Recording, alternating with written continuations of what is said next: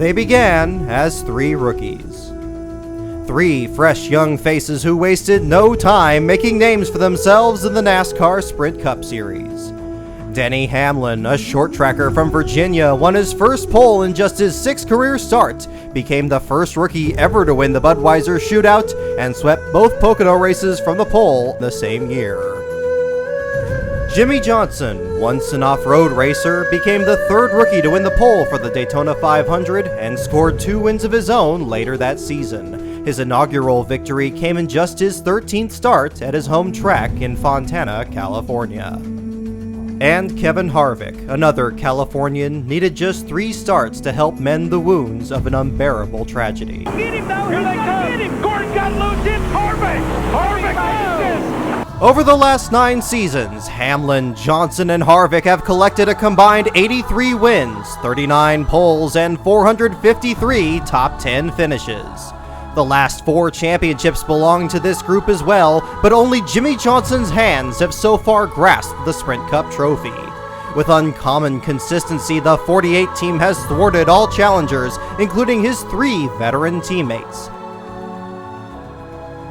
But even as Johnson won title number 4 last November, he finished 5th, behind 3rd place Harvick and race winner Denny Hamlin. We're going to be there, I promise you. I promise you in the next couple of years we're going to win a championship. This year, Johnson appeared to pick up where he left off, scoring 3 of the season's first 5 races, including an elusive first win at Bristol.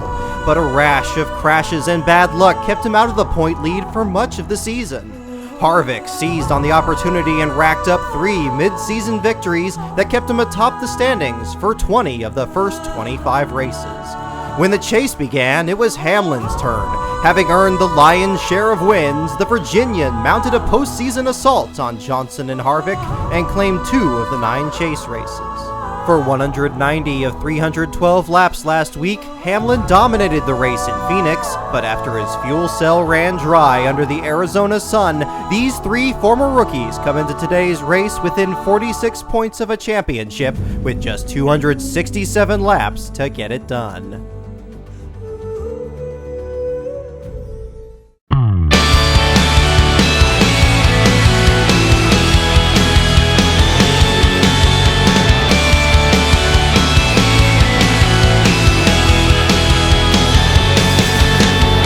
Ladies and gentlemen, I am Brock Beard, and this is your starting lineup as they have qualified for the Ford 400 at Homestead, the 10th and final round of the 2010 Chase for the Sprint Cup Championship.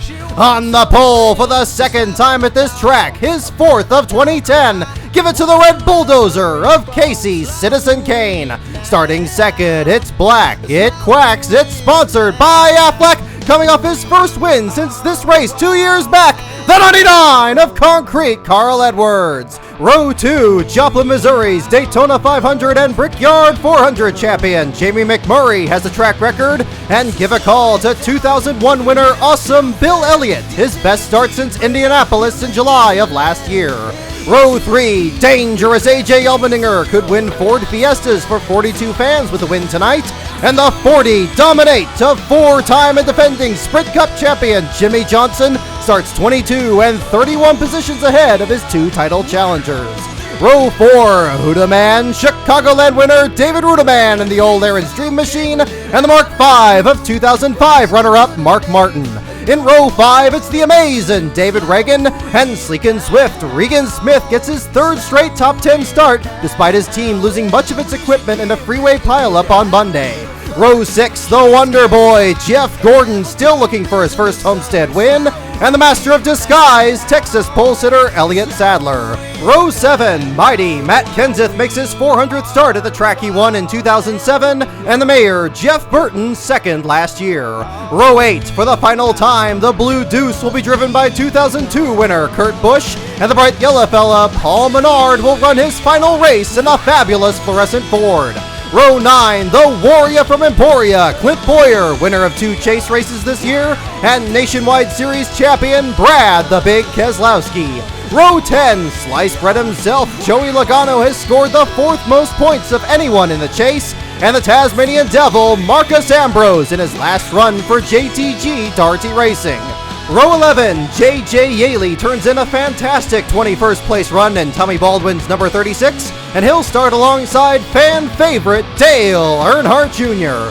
Row 12, the Rocket Man, brand new dad Ryan Newman. Congratulations on the birth of your new daughter. And the Cuban Missile ARIC ALMIROLA starts 24th.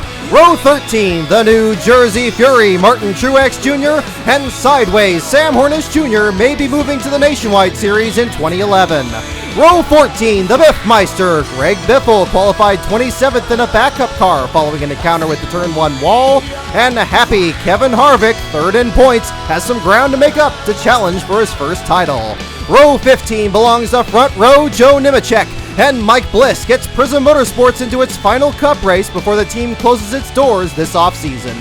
The 55 team was again not entered in this race. Row 16, the Rushville Rocket, 1999 and 2000 winner Tony Stewart, and 2003 winner Bobby Labonte for Phoenix Racing.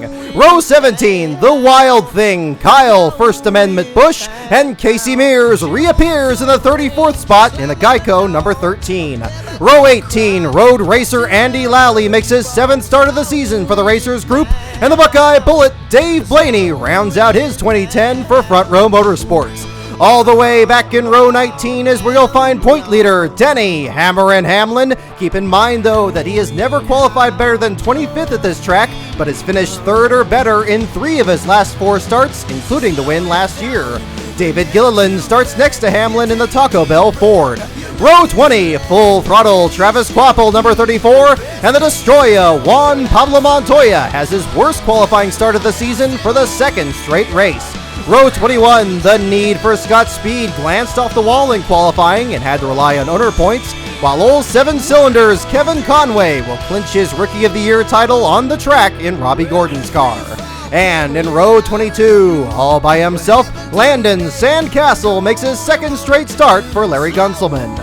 Just 2 teams failed to qualify this week, the Texas Twister Michael McDowell and Dusty Whitney's Cash America Chevrolet, and the threat from Joliet Patrick Carpentier for Latitude 43 Motorsports. And ladies and gentlemen, there's your field of 15 Chevrolets, 13 Toyotas, 12 Fords, and 3 Dodges for today's Ford 400 at Homestead. Enjoy the race, everyone, and I'll see you all at Daytona for BSGN Season 4.